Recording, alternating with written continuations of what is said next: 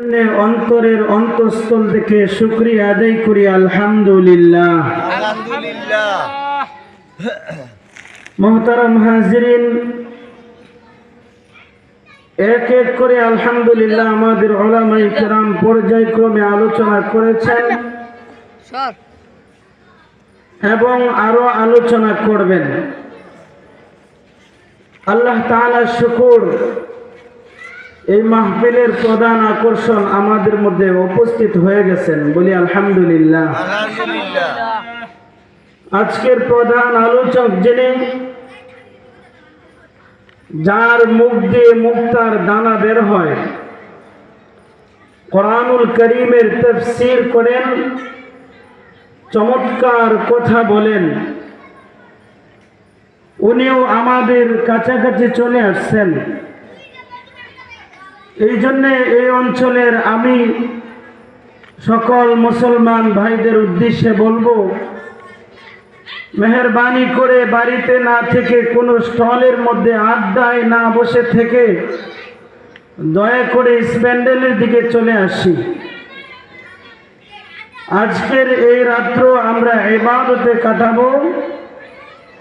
আজকের এই সময়টুকু আল্লাহ ওয়ালাদের সোহবতে কাটাবো, বেহেশতি পরিবেশে কাটানোর চেষ্টা করি।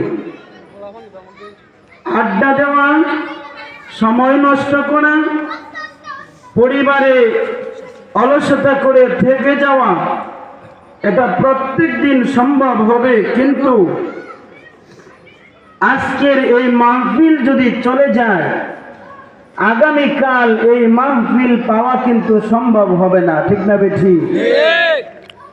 আগামীকাল আর কেউ আপনাকে বলবে না যে ভাই আসো, আলেমরা আসছেন, উলামায়ে কেরাম নেকের কথাগুলো বলতেছেন, ওখানে যাও।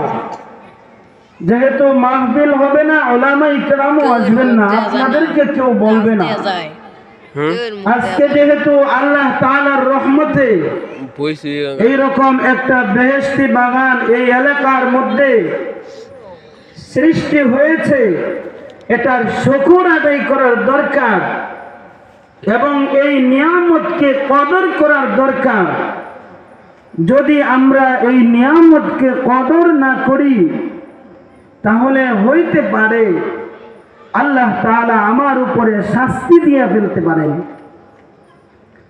এজন্য এই কোলাইট বাসীদেরকে আমি উদ্দেশ্য করে বলবো, আল্লাহর শাস্তির থেকে আল্লাহ